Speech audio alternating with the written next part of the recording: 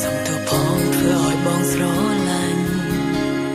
សំចាញ់ហើយស្នេហាក្នុងលោកនេះខំព្យាយាមស្នេហ៍បងគ្រប់វិធីតែជំនះមិនបានបងគិតអូនអាក្រក់ថាអូនក៏ហក់ថាបោះបង់បងពេលនេះបងស្អប់អូនពេញបេះដូងបងលែងឆ្លើយឆ្លងលែងចាំឃើញមុខអូនបើសិនបងបានដឹងម្ល៉េះបងមិនខឹងបងនឹងយល់ចិត្តហើយអាណិតអូនខំមែនតែដែលមិនប្រាប់ស្ងួនឲ្យបងជួយលួងលោមតែល្អដែលបងឈប់ឈឺចាប់តែល្អហើយដែលបងឆាប់ភ្លេចអូនដល់ពេលដែលអូនត្រូវដកខ្លួនលែងឲ្យបងឃើញអ្នកដែលបងមកគេក៏ឈឺចាប់តែបើឈឺចាប់គ្មានអ្នកណាដឹង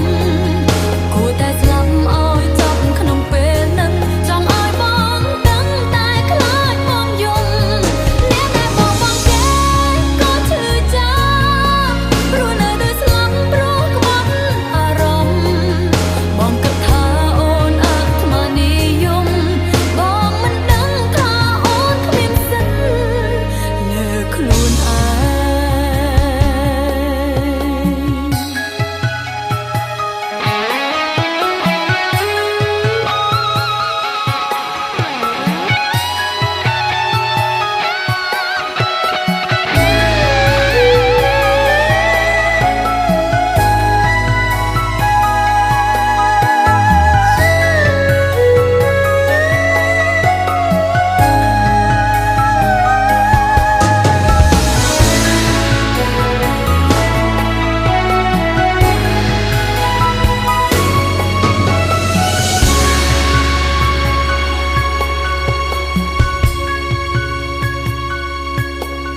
បើមិនដឹងក៏មិនអស់សង្ឃឹម